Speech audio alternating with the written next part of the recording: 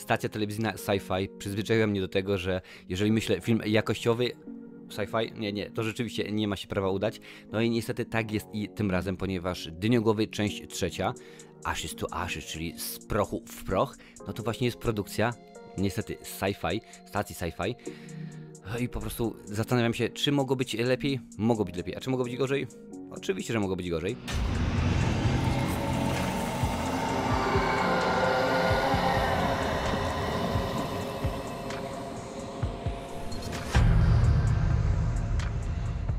Ale jest kilka rzeczy, które sprawiają, że ten film, no rzeczywiście ogląda się może nie z przyjemnością, ale z łezką w oku, bo po pierwsze do roli Eda Crowley'a powraca Lance Henriksen, a ja go uwielbiam, naprawdę. Lance Henriksen chyba obok Tima Roffa i Steve'a Buscemiego to jest jeden z moich ulubionych aktorów charakterystycznych, więc pojawia się tutaj. No nie jest to oczywiście jego pierwszy horror, bo wiadomo, że gdzieś mniej więcej w podobnym czasie wystąpił w jednym z Hellraiserów, ale o tym powiem rzeczywiście za chwilę.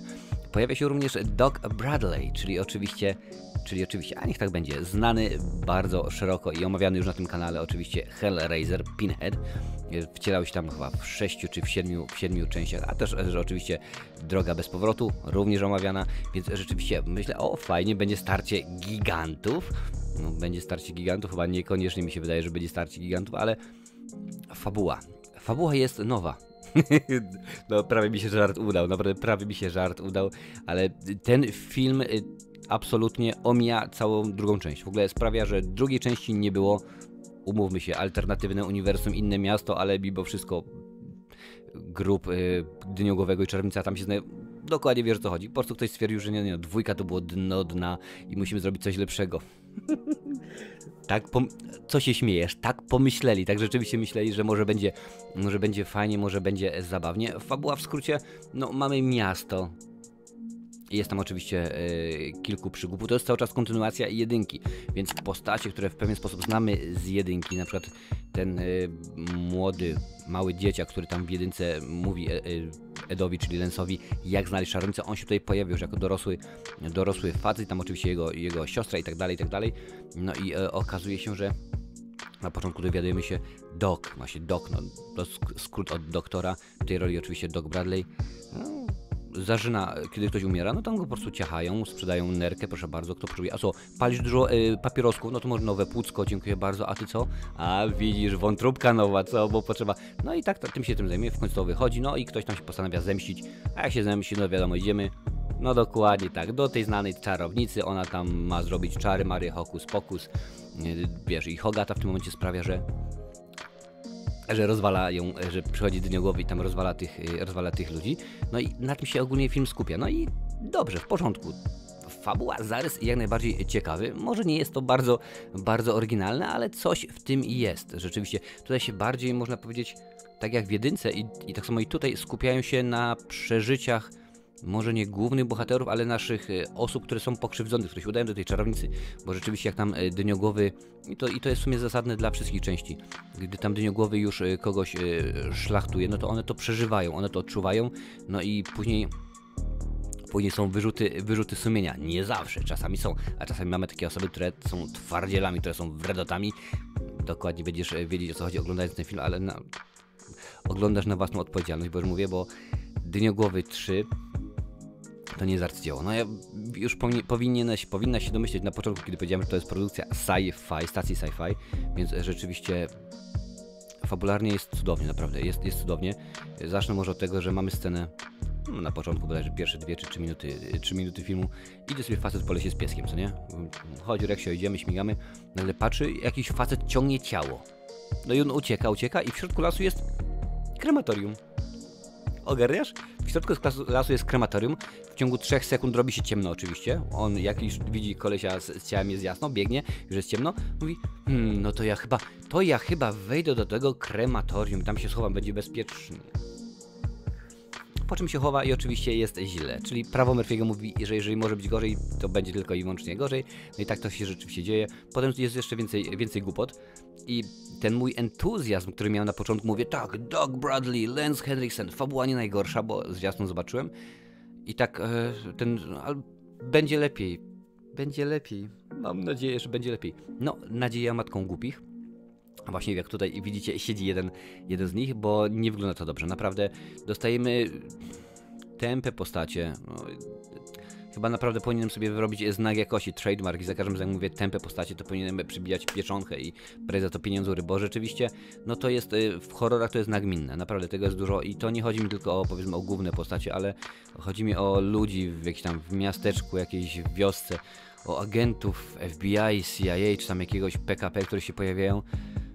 Uwierz mi, w swoim życiu poczyniłem, albo brałem udział w kilkudziesięciu filmach amatorskich. Tak, amatorskich, nie niezależnych, amatorskich w AKF Szwęk, pozdrawiam Pałac Młodzieży w Tarnowie i uwierzcie mi, tamte produkcje były dużo lepsze jakościowo, mimo że my wyglądaliśmy jak zombie, jak trolle, bo kiedyś masz 17-19 lat i próbuje się zagrać poważną rolę. No to nie wychodzi to dobrze, naprawdę to nie wychodzi dobrze, a tutaj kolesie za to biorą pieniądze.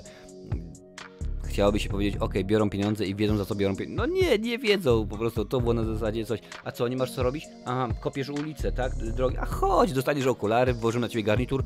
Ale co, że garnitur 3 rozmiary za duży i kogo to obchodzi po prostu? To jest dla sci-fi, co ty mówisz, jaka jakość po prostu?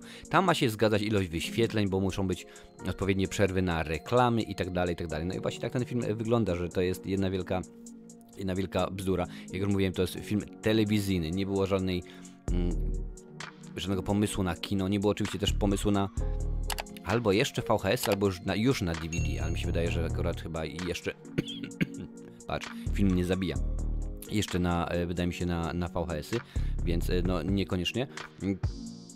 Chyba ukłon stwierdzili, tak jak w poprzedniej części był ukłon w stronę martwego zła Sama Raimiego, a tutaj skoro pojawi się Doc Bradley, to mniej więcej w okolicach 50 minuty musisz sobie popatrzeć i wpatrzeć się dokładnie, a zobaczysz pewne znane nam pudełka, puzzle z pewnego znanego nam filmu o bohaterach z piekła rodem, czyli z Hellraisera.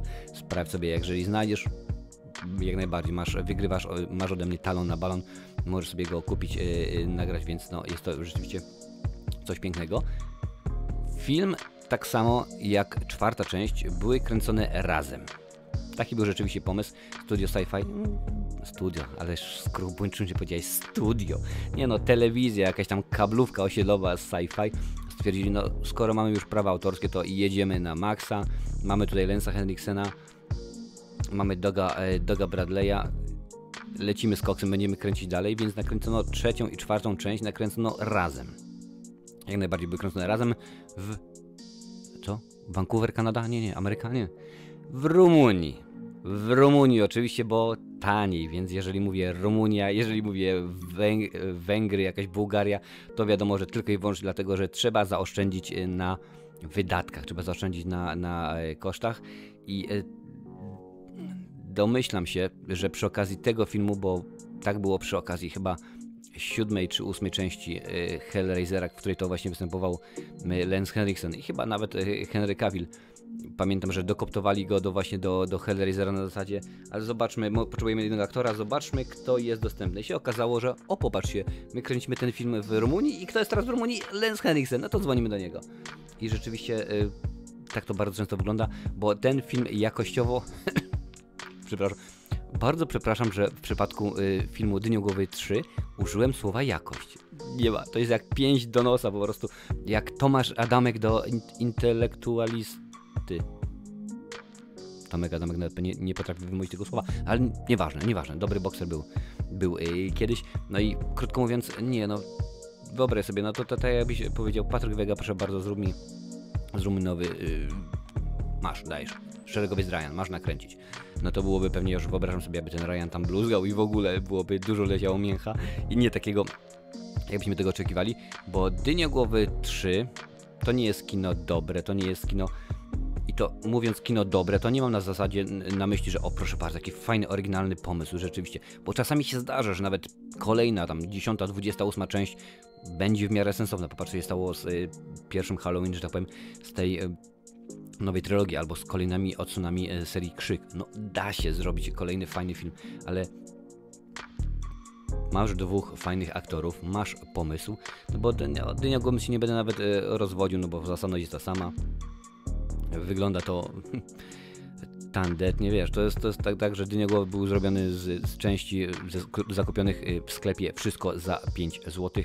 No i nie, no to nie wystarczy, dlatego ja ten film jak najbardziej odradzam. To nie jest dobre kino, to nie jest nic wartego obejrzenia. Jak chcesz znać moją ocenę, sprawdź sobie na Filmwebie, tam jest ocena podana. Czasami aż się zastanawiam, dlaczego Filmweb nie pozwala, żeby dawać na przykład ocenę 0. Wtedy byłoby naprawdę bardzo ciekawie, wtedy miałbym możliwość powiedzenia, a ta bluzgana recenzja dlatego i tak dalej. No ale rzeczywiście ten film bluzgany nie jest, jak wiesz, więc przynajmniej ocena 3/10 załapał się. Także no po prostu jest moc, jest... Nie, to nie jest Mam ten moc, to nie jest Elza, to jest po prostu Dyniogłowy, którego nie no, odradzam, nie oglądaj, daruj sobie. A przed nami jeszcze 4. część, no więc po prostu ten sam Lance Henriksen, nagrany na green screenie. Jak chcesz wiedzieć, jak źle zrobić green screen, jakieś 2, może 3 lata temu, tak, nagrałem jeden z materiałów na green screenie, jeszcze na starym kanale, obejrzyj sobie. I tak, dokładnie, film tamten mi kosztował 0 euro, a film z Lance'em Henriksenem kosztował dużo więcej, a jakość jest ta sama, bo jak nawet się wpatrzysz, to powiesz, popatrzcie, tam jest zielona poświata przy okazji Lance'a Henriksena.